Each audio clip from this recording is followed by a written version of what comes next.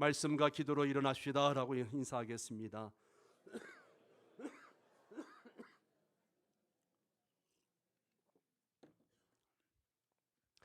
성경은 광야 이스라엘 백성들을 가리켜서 광야 교회라 그렇게 부르시고 그 공동체가 거룩하기를 원하십니다. 광야 교회가 거룩하지 못할 때는 하나님께서 그 광야 교회를 심판하시고 아주 엄하게 다스리시는 것을 봅니다. 신약 시대에 넘어와서도 아나니아 삽비라 사건을 통해서 보면 하나님의 교회가 거룩하지 못하면 하나님께서 결국 그 사람들을 심판하시는 것을 봅니다. 결국 구약 시대든 신약 시대든 간에 하나님이 원하시는 게 뭐냐? 거룩하라는 것이죠. 예. 하나님은 우리의 가정이 거룩하기를 원하십니다. 예, 원래는 아멘을 좀 잘하기로 했잖아요. 그죠? 좀 잘합시다. 예, 하나님은 우리의 가정이 거룩하기를 원하십니다. 우리의 교회가 거룩하기를 원하십니다. 하나님의 영광은 거룩한 가정과 그 교회를 통하여서 나타나기 때문에 그렇습니다. 여호수아 7장 8장은 이 성공 후의 실패에 관한 교훈을 가르쳐주고 있습니다. 7장은 6장과 대조적으로 아주 비극적인 그런 사건을 기록하고 있습니다. 즉 여리고의 승리 후에 아이성의 실패를 다루고 있죠. 왜 그렇습니까? 선줄로 생각하는 자는 넘어질까 조심하라, 이 경고를 무시했기 때문에 그렇습니다. 스스로 섰다고 생각할 때 누구든지 탐심이나 교만, 나태, 무절제, 무관심 이런 무질서의 유혹을 받게 되는 거죠. 특별히 탐심에 대한 유혹을 조심하시기를 바랍니다. 성경은 말합니다. 오직 각 사람이 시험을 받는 것은 자기 욕심에 끌려 미혹됨이니 욕심이 잉태한 즉 죄를 낳고 죄가 장성한 즉 뭘 낳는다고요? 사망을 낳느니라 그랬습니다. 아이성 전투는 욕심이 어떤 결과를 초래하는지를 우리에게 보여주는 귀한 말씀입니다. 그럼 지금부터 7장의 말씀을 잠깐 살펴보도록 하겠습니다. 1절 말씀은 아간의 범죄 사실을 고발하고 있습니다.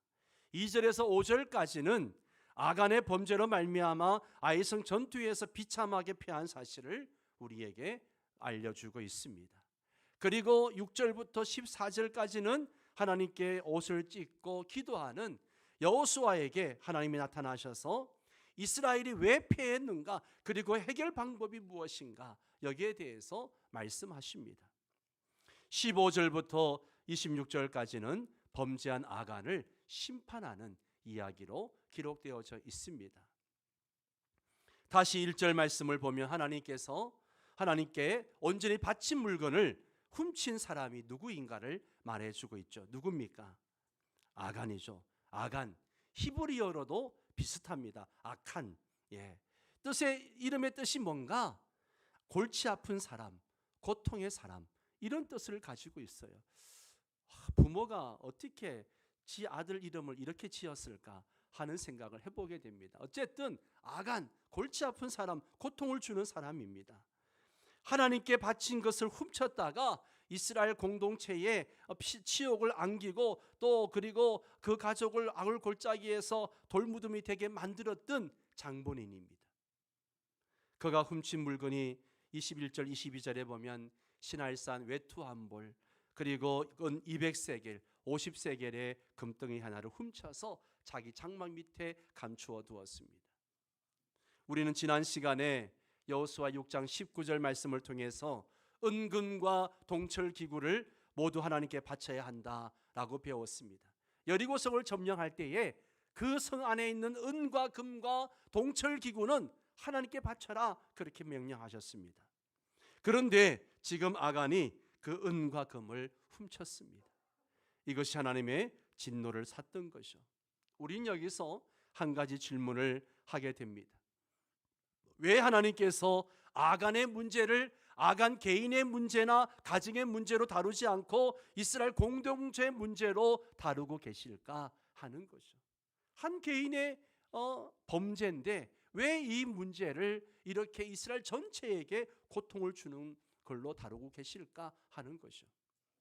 우리는 아간의 이야기를 통해서 오늘날 교회 공동체가 죄 문제를 어떻게 다뤄야 할지를 배우게 되는 것입니다. 죄 문제는 심각하거든요. 죄의 영향력은 매우 강력합니다. 하나님께서 명령을 어긴 이 한 개인의 죄값을 그 자신과 그의 가문 그리고 공동체에 적용하신 것도 바로 이 죄의 강력한 영향력 때문입니다.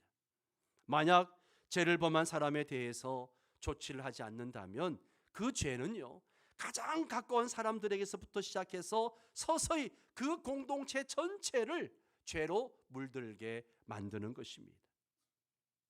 지금 한국 교회를 걱정하는 분들의 한결같은 이야기가 한국 교회가 죄 문제를 다스리지 못함으로 교회 권위를 상실해 가고 있다라고 걱정합니다. 지금 한국 교회에는 인본주의와 합리주의가 자리 잡고 있습니다. 하나님의 말씀이 기준이 아니라 인본주의, 합리주의가 교회를 운영하고 교회의 모든 일을 결정하고 있다는 것이죠. 한국 교회는 죄 지은 사람을 치리하는 치리권이, 원래는 치리권이 교회에 있는데 그 치리권이 더 이상 존재하지 않습니다. 그러다 보니까 교회는 교회대로, 교회는 교회대로, 성도는 성도들대로 죄에 심각하게 오염되어 있는 것이죠. 한국 교회나 교회가 교리적으로나 법적으로 잘못한 사람들이 있으면 그 사람도 불러서 재판을 합니다. 그러면 내가 그 죄를 인정하고 수용하느냐? 그렇지 않다는 거예요. 솜방망이에 불과하고 재판을 받은 사람들은 콧방귀도 끼지 않습니다. 그리고 나중에는 세상 법정으로 가지고 갑니다. 이것은 교회도 마찬가지예요. 범죄한 성도들을 불러가지고 목사가 치리를 못합니다. 치리하면 그냥 딴 교회로 가면 그만이죠. 본인들도 인정하지 않습니다. 그러다 보니 교회 안에 어둠의 영들이 지배하고 교회를 점점 더 타락의 길로 몰아가고 있다라고 그렇게 걱정들을 하는 것이죠. 몇 번 말씀을 드린 적이 있습니다마는 전라북도 김제에 가면 116년 된 금산교회라고 있습니다. 미국의 데이트 선교사가 설립한 교회고 이자익 목사님이 총회장을 역임한 이자익 목사님이 목회하던 교회입니다. 이 교회에 가면 기역자처럼 생겼어요, 교회가. 그래서 기역자 한쪽은 남자, 한쪽은 여자, 그렇게 앉게 되어져 있습니다. 그런데 이 교회 벽면에 보면 그 당시 초창기에 당회록을 액자에 넣어서 전시해 놓은 게 있습니다. 그 당회록에 보면 이런 내용들이 있습니다. 누구와 누구 모친은 가정 불화에 관하여 권면하고, 누구와 누구는 부모 불효와 주의를 범함으로 회개할 동안 성찬에 불참하도록 한다. 누구는 도박한 일로 출교하고, 누구는 귀신 공경함으로 출교하고 이제 제사를 지냈다는 거죠. 누구는 도박 일로 학습 제명하고, 누구는 신앙을 심사하기 위하여 호출하기로 하다. 이 당회록에는 원래 당사자들의 이름이 다 기록되어져 있었는데 지금은 그 이름을 이렇게 지워놨어요. 왜 가려놨는가 하면 그 자손들이 지금 교회에 나오는데 그들을 배려해가지고 이름을 가렸다고 합니다.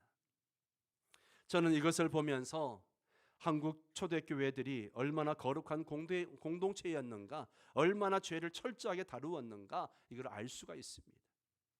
교회는 하나님 말씀대로 죄를 다스리고 교인들은 그 치리에 복종했다는 것이죠, 그 당시에. 그래서 김구 선생은 그런 이야기를 했지 않습니까? 파출소 10개를 세우는 것보다 교회를 하나 세우십시오. 이 민족이 살 길입니다. 그런 이야기를 했습니다.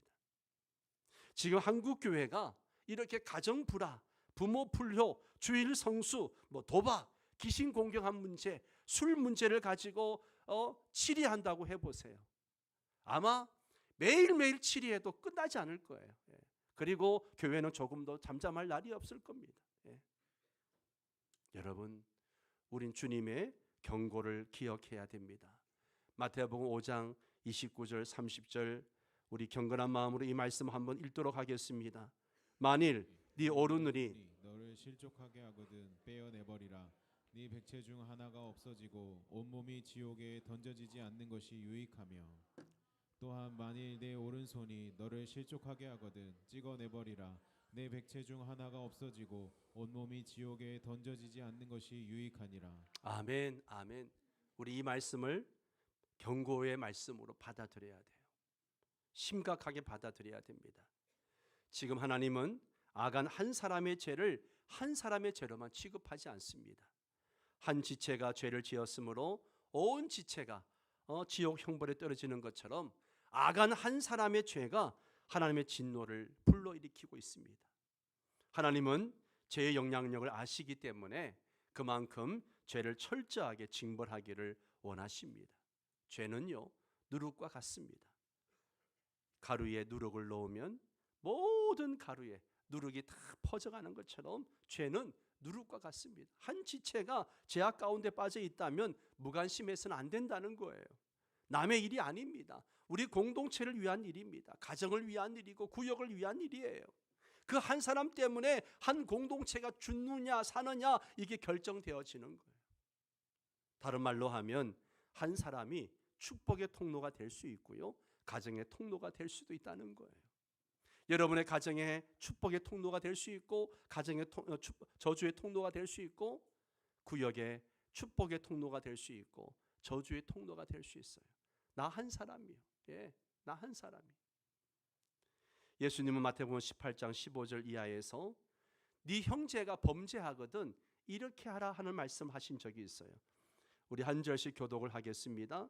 네 형제가 죄를 범하거든 가서 너와 그 사람과만 상대하고 권고하라. 만일 들으면 네가 네 형제를 얻은 것이요, 만일 듣지 않거든 만두 사람을 데리고 가서 두세 증인의 입으로 말마다 확증하게 하라. 같이 읽습니다. 만일 그들의 말도 듣지 않거든 교회의 말하고 교회의 말도 듣지 않거든 이방인과 세리와 같이 여겨라. 아멘. 여러분, 이 말씀의 초점이 어디에 있는 것 같습니까? 범죄한 형제를 교회에서 막 출교하고 이방인처럼 여기라, 여기에 초점이 있는 게 아니에요. 너희 공동체 안에 범죄한 형제가 있거든 구경만 하지 말고 찾아가서 권고하고 확정 지으라는 거예요. 그거는 그 사람 사정이니까 내가 관여할 바가 아니야. 내가 뭐 잘난 게 있다고 그 사람에 가서 이래라 저래라 말할 수 있어. 그렇게 말하지 말라는 거예요. 공동체는 죄를 신중하게 다루어야 합니다. 제가 공동체의 따리를 틀지 못하도록 해야 한다는 거예요. 우리 가정에, 우리 구역에, 우리 교회 안에 그런 죄가 따리를 틀고 있으면 공동체는 무너지는 것이죠. 여호수아는 은밀히 진행된 아간의 범죄와 여호와의 진노하심을 몰랐어요. 모른 채 그 다음 정복지인 아이성을 이제 점령하기 위해서 정탐꾼을 보냅니다. 그리고 그 정탐꾼들이 여호수아에게 보고합니다. 우린 여기서 여리고성과 아이성의 정탐을 비교해 볼 필요가 있어요. 이 두 정탐꾼의 보고에 어떤 차이점이 있는가 볼까요? 먼저 2장 24절 여리고성 정탐 보고입니다. 같이 읽습니다. 또 여호수아에게 이르시되 진실로 여호와께서 그 온 땅을 우리 손에 주셨으므로 그 땅의 모든 주민이 우리 앞에서 간담이 높더이다 하더라. 아멘. 자, 이 정탐꾼의 보고는 믿음과 확신에 찬 보고입니다. 정탐꾼들은 여호와께서 이미 그 땅을 우리에게 주셨다라고 보고하고 그 땅 주민들은 다 겁에 질려가지고 싸울 용기조차 없습니다. 그렇게 보고하고 있습니다. 그런데 아이성 정탐꾼들의 보고를 보십시오. 7장 3절 또 같이 읽습니다. 여호수아에게로 돌아와 그에게 이르되 백성을 다 올라가게 하지 말고 2-3천 명만 올라가서서 아이를 치게 하소서. 그들은 소수이니 모든 백성을 거리로 보내어 수고롭게 하지 마소서. 이거는 믿음의 보고가 아니죠. 이들의 보고는 하나님이 없어요. 하나님이 없어요. 자기들의 힘, 여리고성을 정복한 그 승리에 취해 가지고 하는 보고입니다. 아이성을 정탐한 정탐꾼들은 이 정탐꾼들의 보고를 들은 여호수아는 하나님께 묻지도 않고 전쟁을 시도합니다. 여리고성 전투에서는요, 하나님께 묻고 하나님의 음성을 듣고 그리고 나갔던 것을 봅니다. 그런데 아이성 전투에는 전혀 그런 모습이 없어요. 정탐꾼들의 보고만 듣고 그래서 3,000명의 군사만 보내게 됩니다. 4절 5절에서 보면 이스라엘의 참패를 두 가지 어구로 표현합니다. 아이 사람이 죽이고 쫓아와서 쳤으므로, 그리고 백성의 마음이 녹아서 물같이 되었다, 그렇게 표현하고 있습니다. 믿음보다 숫자적인 확신을 가지고 출발했던 아이성의 전투는 철저하게 실패로 끝나고 맙니다. 아이성 전투에서의 참패 현장과 여리고성 전쟁에서의 승리의 현장을 한번 또 비교해 보십시오. 아이성 참패의 현장 7장 4절 5절입니다. 같이 읽습니다. 백성 중 3,000명쯤 거리로 올라갔다가 아이 사람 앞에 도망하니 아이 사람이 그 사람을 36명쯤 쳐 죽이고 성문 앞에서부터 스바림까지 쫓아가 비탈에서 쳤으므로 백성의 마음이 녹아 물같이 된지라. 아멘, 아멘. 여기에 누구의 마음이 녹았다고 합니까? 누구의 마음이에요 이게? 이스라엘 백성들의 마음이에요. 아이성 사람들의 마음이 아니에요. 물같이 녹아버렸어요. 완전히 전의를 상실하고 겁에 질려 있는 것을 봅니다. 그러나 여호수아 2장 11절을 보세요. 또 같이 읽습니다. 우리가 듣자 곧 마음이 녹았고 너희로 말미암아 사람이 정신을 잃었나니 너희 하나님 여호와는 위로는 하늘에서도 아래로는 땅에서도 하나님이시니라. 아멘. 누구의 고백이죠? 라합의 고백입니다. 그리고 여리고성 사람들의 마음이 물같이 녹았다, 정신을 잃었다, 그렇게 고백합니다. 누구 때문에? 하나님 때문에. 5장 1절에도 보면 가나안 왕들이 이스라엘과 싸워보기도 전에 마음이 물같이 녹아버리고 정신을 잃고 말았다라고 성경은 말하고 있습니다. 하나님이 함께하는 사람은 세상이 감당치 못합니다. 아멘이십니까? 하나님 앞에 믿음으로 사는 사람들은 세상이, 마귀가 이기지 못합니다. 그런데 지금 이스라엘 백성들은 아이성 사람들 때문에 자기들의 마음이 녹고 정신을 잃을 정도가 되어버렸어요. 여호수아는 예상치 못한 참패에 충격을 당합니다. 그러나 그는 여전히 왜 이런 결과가 왔는지 원인을 알 수가 없는 거예요. 그는 슬픔을 이기지 못하고 막 옷을 찢고 죄를 머리에 티끌을 무릅쓰고 종일토록 이스라엘 장로들과 함께 여호와의 궤 앞에 엎드려 통곡합니다. 여호수아의 심정이 어땠을까요? 많은 생각들이 스쳐갔을 거예요. 아주 자세하게 꼼꼼하게 실패의 원인이 무엇일까 분석해 봤을 겁니다. 그리고 여리고성을 돌 때에, 여리고성을 공격할 때에, 여리고 전쟁을 마무리할 때에 다 하나하나 생각해 보았지만 아무것도 떠오르지가 않는 거예요. 생각할수록 여전히 납득이 가지 않았던 여호수아는 하나님 앞에 자기 마음을 토로할 수밖에 없는 것이죠. 여러분, 우리가 예상치 못한 상황에 직면할 때에 이렇게 여호수아처럼 혼란스러워하고 깊은 당혹감에 빠질 때가 있습니다. 도대체 왜 나에게 이런 일이 일어나고 있는가? 왜 우리 집안에 이런 일이 발생하고 있는가? 어디서부터 잘못된 것인지 전혀 생각조차 나지 않을 때도 있을 것입니다. 처음에는 여호수아처럼 너무나 막막해서 기도조차 할 수 없는 그런 지경이 될 때도 있습니다. 그러나 우리는 어떤 상황이든지 간에 하나님 앞에서 현재의 마음과 감정을 그대로 토로한 일부터 시작을 해야 됩니다. 여호수아가 자신이 이해할 수 없는 상황을 가지고 하나님께 묻는 방식을 보십시오. 7장 6절에서 8절까지 한 절씩 교독합니다. 제가 6절을 읽습니다. 여호수아가 옷을 찢고 이스라엘 장로들과 함께 여호와의 궤 앞에서 엎드려 땅에 엎드려 머리에 티끌을 뒤집어 쓰고 저물도록 있다가 이르되 슬프도소이다. 주 여호와여 어찌하여 이 백성을 인도하여 요단을 건너게 하시고 우리를 아모리 사람의 손에 넘겨 멸망시키려 하셨나이까. 우리가 요단 저쪽을 하게 여겨 거주하였더라면 좋을 뻔하였나이다. 8절 주여 이스라엘이 그의 원수들 앞에서 돌아섰으니 내가 무슨 말을 하오리까. 가나안 사람과 네. 이 땅의 모든 사람들이 듣고 우리를 둘러싸고 우리 이름을 세상에서 끊으리니 주의 크신 이름을 위하여 어떻게 하시려 하나이까 하니. 아멘. 이 6절은 여호수아의 감정을 그대로 지금 표현해 주고 있는 거죠. 옷을 찢고 이스라엘 장로들과 함께 여호와의 궤 앞에 엎드려서 머리에 티끌을 뒤집어 쓰고 날이 저물도록 통곡하고 있습니다. 무슨 말을 어떻게 할지 몰랐습니다. 그저 막막하고 담담하기만 합니다. 그러다가 솔직한 감정을 토해냅니다. 하나님이여, 주님은 우리가 요단강을 건널 수 있게 하지 않았습니까? 그런데 왜 주님은 이곳까지 오게 하셔서 저 아무리 사람들의 손에 우리를 죽임을 당하게 하십니까? 우리가 요단강 저쪽에 머물러 살았으면 더 좋을 뻔했습니다. 주님, 지금은 아무것도 말씀드릴 것이 없습니다. 이스라엘은 적에게 패였고 가나안 사람들은 사람들과 이 땅에 사는 사람들이 이제 이 소식을 들으면 우리를 죽이려고 덤벼들 것입니다. 그렇게 되면 주님의 크신 이름이 어떻게 되겠습니까? 여호수아의 솔직한 고백이죠. 우리는 전혀 예상치 못했던 상황이나 어떤 사건에 직면하게 되면 할 말도 잃어버리고 기도할 힘조차 없을 때가 있습니다. 그럴 때 우리는 여호수아처럼 우리의 감정을 솔직하게 하나님 앞에 토해내는 게 좋습니다.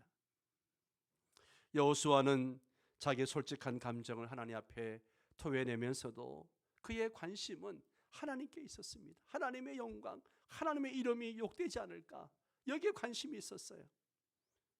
그래서 9절에 보면 가나안 사람과 이 땅의 모든 사람들이 듣고 우리를 둘러싸고 우리 이름을 세상에 끊으리니 주의 크신 이름을 위하여 어떻게 하시겠습니까?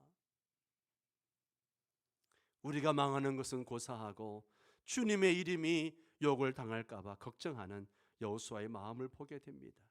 여러분, 하나님께서는 이스라엘의 실패 원인을 언제 가르쳐 주십니까? 여호수아가 전쟁의 패배의 문제를 가지고 깊이 생각하고 기도할 때, 그때 그에게 하나님께서 가르쳐 주십니다. 여러분, 우리가 당하는 여러 가지 상황들, 어려운 일들을 가지고 깊이 기도하면 하나님이 그때 그 문제의 원인과 해결 방법을 가르쳐 주시는 줄 믿습니다. 기도할 때였습니다. 여러분 기억하십시오. 우리가 받지 못하는 것은 구하지 않기 때문이요, 기도하여도 받지 못하는 것은 잘못 구했기 때문이라고 말합니다. 여호수아가 구할 때 하나님께서 응답하셨습니다. 어떻게 응답하십니까? 그 내용이 10절부터 14절까지 나오죠. 하나님께서는 아이성 전투에 대한 실패의 원인을 어떻게 말씀하십니까? 11절에 보니까 우리 함께 11절을 읽습니다. 이스라엘이 범죄하여 내가 그들에게 명령한 나의 언약을 어겼으며 또한 그들이 온전히 바친 물건을 가져가고 도둑질하며 속이고 그것을 그들의 물건들 가운데에 두었느니라. 아멘. 자, 11절에 보면 바친 물건에 대한 두 가지 범죄 내용이 나옵니다. 그게 뭐예요? 도둑질하며 속이고, 도둑질하며 속이고라고 했습니다. 이 말씀의 의미가 무엇입니까? 여러분, 도둑질이 뭐예요? 남의 물건을 훔치는 것을 말합니다. 하나님은 여리고성의 모든 은과 금과 동철 기구는 다 내 것이니까 나에게 바치라, 바치고 나머지 너희들 다 가지라, 그렇게 말씀하셨어요. 그런데 아간은 그것을 훔쳤습니다. 속였다는 것은 훔쳐놓고는 안 훔친 것처럼 그렇게 거짓말을 했다는 거예요. 지금 아이성 전투에서 막 패배했고 그것 때문에 온 백성들의 마음이 물같이 녹고 여호수아와 지도자들은 통곡하고 있는데 아간은 그냥 모른 채 하고 있는 거예요. 아간에게는요, 분명 회개할 기회가 있었어요. 시간이 있었어요. 그런데 아간은 회개하지 않고 끝까지 속였습니다. 만약 그렇게 온 백성의 마음이 물같이 녹고 이스라엘 여호수아와 이스라엘 장로들이 막 그렇게 온종일 기도하고 있을 때 찾아가서 제가 잘못했습니다, 그렇게 고백했다면 얼마나 좋았을까요? 여러분, 우리도 연약해서 이렇게 아간과 같이 죄를 지을 수 있습니다. 하나님의 것을 훔칠 수 있습니다. 대표적인 게 뭐예요? 11조라고 성경은 말합니다. 하나님은 11조를 드리지 않은 사람에게 도둑질한 것으로 말하고 있어요. 말라기 3장 8절을 보세요. 사람이 어찌 하나님의 것을 도둑질하겠느냐? 그러나 너희는 나의 것을 도둑질하고 말하기를 우리가 어떻게 주의 것을 도둑질하였나이까 하는도다. 이는 곧 뭐라고요? 11조와 봉헌물이라. 예. 하나님 왜 이렇게 말씀하실까요? 내가 가진 모든 것은요 다 하나님의 것이에요. 원래 하나님이 주신 거예요. 건강, 물질, 모든 재능 다 하나님이 주신 거예요. 그런데 하나님은 하나님을 잊지 않고 살게 하기 위해서, 하나님의 은혜를 바라보며 살게 하기 위해서, 하나님의 복을 누리며 살게 하기 위해서 너희가 10분의 1은 꼭 나에게 드리면서 나를 기억해라, 나를 경외해라, 그렇게 말씀하시는 거예요. 그래서 수입의 11조는 나의 것이 아니고 하나님의 것입니다. 하나님의 것은 하나님께 반드시 바쳐야 합니다. 하나님의 것을 알면서도 바치지 않고 아무렇지 않은 것처럼 살아가는 것은 속이는 거죠. 우리는 기회 있을 때 회개해야 합니다. 하나님은 만약 죄의 원인을 해결하지 않는다면 어떻게 하시겠다고 하시겠는가? 12절을 볼까요? 12절 또 같이 읽습니다. 그러므로 이스라엘 자손들이 그들의 원수 앞에 너희에 맞서지 못하고 그 앞에서 돌아섰나니 이는 그들도 온전히 바친 것이 됨이라. 그 온전히 바친 물건을 너희 중에 멸하지 아니하면 내가 다시는 너희와 함께 있지 아니하리라. 아멘. 얼마나 무서운 이야기입니까?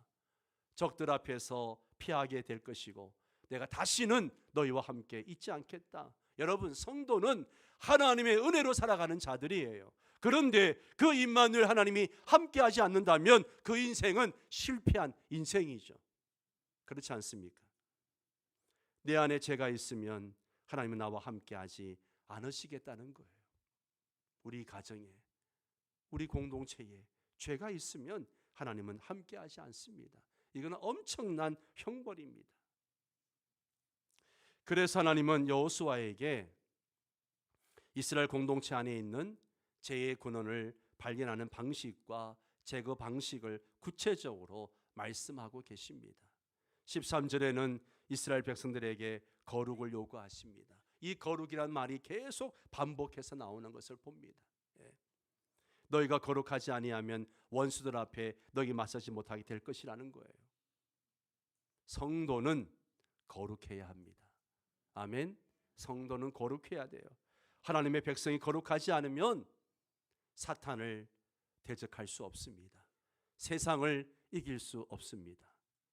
하나님은 거룩한 사람들 가운데 계시고 그 사람들을 통해서 역사하십니다. 14절에는 하나님 앞에 가까이 나오라는 거예요. 하나님 앞에 가까이 나오라. 결국 하나님의 임재 앞에 나아가는 거예요. 우리 죄 문제를 해결할 수 있는 방법은 하나님의 임재 앞에 나아가는 것입니다. 하나님 앞에, 거룩하신 하나님 앞에 나아가면 우리 죄가 드러나고 그 죄를 해결할 수 있는 방법이 생기는 것입니다.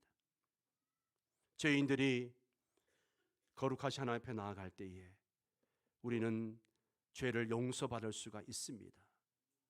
교회 공동체가 하나님 앞에 정직하게 서게 되면 우리 죄악은 드러나게 되고 죄의 문제를 해결할 수 있습니다. 하나님께서 아간의 죄를 다루셨던 원리가 공동체가 죄를 어떻게 다뤄야 할 것인가를 가르쳐 주시는 귀한 말씀이에요. 같은 원리가 히브리서 12장에도 나와 있습니다. 한 절씩 교독을 하겠습니다. 제가 14절을 읽습니다. 모든 사람과 더불어 화평함과 거룩함을 따르라. 이것이 없이는 아무도 주를 보지 못하리라. 너희는 하나님의 은혜에 이르지 못하는 자가 없도록 하고 또 쓴뿌리가 나서 괴롭게 하여 많은 사람이 이로 말미암아 더럽게 되지 않게 하며 음행하는 자와 혹 한 그릇 음식을 위하여 장자의 명분을 판 에서와 같이 망령된 자가 없도록 살피라. 너희가 아는 바와 같이 그가 그 후에 축복을 이어받으려고 눈물을 흘리며 구하되 버림바 되어 회개할 기회를 얻지 못하였느니라. 아멘, 아멘. 여기 보면 화평함과 거룩함을 따르라 그랬습니다. 화평함과 거룩함을 따르라. 그리고 하나님의 은혜에 이르지 못하는 자가 없도록 해라. 썸뿌리가 너희들을 죄짓게 하도록 내버려 두지 말라는 거예요. 공동체가 이 화평함과 거룩함을 따르고 있는가 서로 살피라는 거예요. 하나님의 은혜에 이르지 못하는 자가 없도록 하고 망령되게 행하는 자가 없는지 서로 살피라, 그렇게 말씀하고 있습니다. 여러분 안에 화평함과 거룩함이 있습니까? 우리 교회 안에 화평함과 거룩함이 있습니까? 교회는, 성도는 거룩한 공동체입니다. 나의 거룩은 공동체의 거룩과 연결되어집니다. 교회가 거룩해지려면 내가 거룩해야 됩니다. 우리는 한 몸입니다. 서로 지체입니다. 내 발이 더러워지면 온몸에 냄새가 나는 거예요. 내가 거룩하고 교회 공동체가 거룩할 때 하나님은 그 가운데 함께 하시고 세상을 이길 수 있도록 힘을 주십니다. 여러분, 거룩한 공동체, 거룩한 성도가 되는 비결이 뭡니까? 오직 말씀과 기도뿐입니다. 말씀과 기도로 거룩하여 지니라. 바울은 디모데전 4장 5절에서 말씀하고 있습니다. 말씀과 기도로 거룩해지는 거예요. 다른 방법이 없어요. 거룩에는 다른 방법이 없어요. 말씀과 기도입니다. 우리가 말씀을 보지 않고 기도하지 않으면서 거룩해지기를 원한다, 이것은 있을 수 없는 이야기예요. 성도 여러분, 올 한 해 우리가 말씀과 기도로 거룩해지기를 원합니다. 거룩해지기 위해서 말씀과 기도에 더 힘쓰시기를 바랍니다. 아직도 성경 읽기와 기도에 동참하지 않는 분들이 있다면 시작하십시오. 말씀이 여러분을 거룩으로 이끌어 가십니다. 기도가 여러분을 거룩하게 만드십니다. 그러기에 우리가 더욱더 힘써서 거룩한 공동체를 세우기 위해서 말씀과 기도로 힘쓰는 한 해가 되시기를 주의 이름으로 축원합니다.